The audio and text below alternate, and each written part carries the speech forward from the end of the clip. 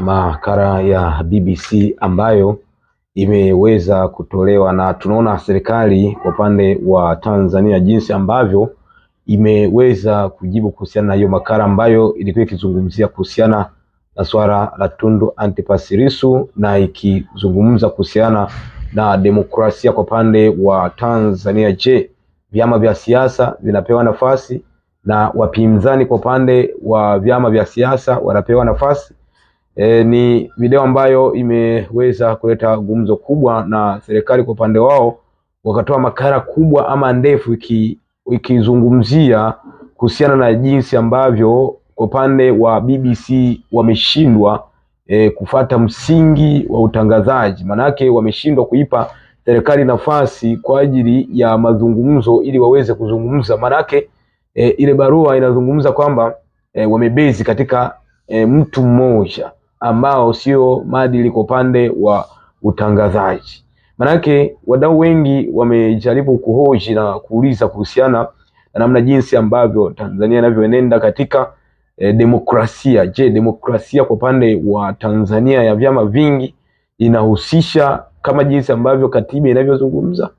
Ni maswali ambayo wadau wameendelea kujiuliza, na tunaona serikali kwa upande wa Tanzania imetoa waraka ikizungumza kuhusiana na kuchunguza kwa jambo hili kama litakuwa linakiuka katika sheria za utangazaji ama sheria za nchi.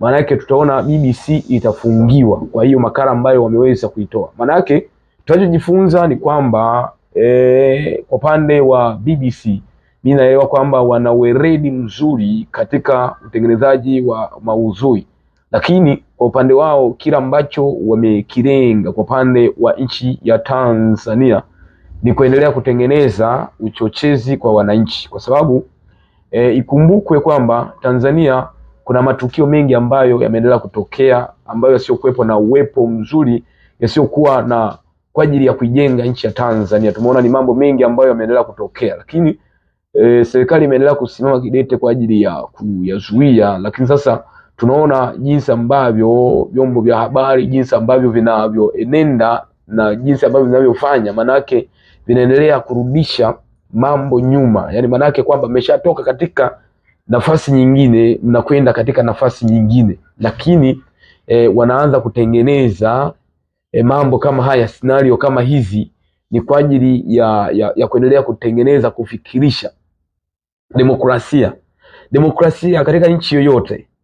Demokrasia inategemeana na namna jinsi ambavyo wengine wanavyoenenda, nikiwa na maana kwamba demokrasia kwa upande wa Tanzania ama nchi za Afrika Mashariki katika uhalisia hakuna neno demokrasia.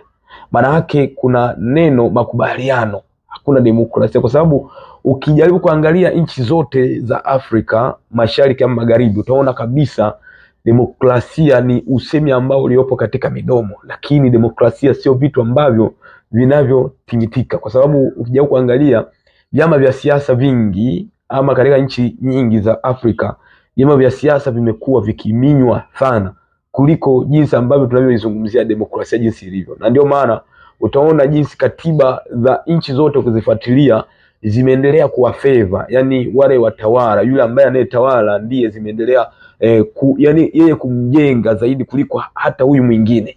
Na ndio maana tunapozungumzia kuhusiana na demokrasia, watu wengi wanashindwa kuelewa kwamba demokrasia ni nini. Kwa upande wa Afrika Mashariki, Magharibi, unaona demokrasia hakuna. Maana yake ni namna jinsi anayeingia kiongozi ndiye anaweza kufanya jinsi anavyofanya. Tunaangalia kuhusiana na Tundu Antipas Lissu, kile ambacho kilimfanya apelekwe gerezani ukiingia katika uchunguzi wa zaidi na kuangalia kiundani, unaona hakuna hata jambo lolote ambalo lilimfanya. Ni maneno jinsi ambavyo aliyatamka ikaonekana ni uhaini kwa ajili ya nchi ya Tanzania, kwa ajili ya kwamba wanataka kuiprotect, kulinda ile amani, ndio.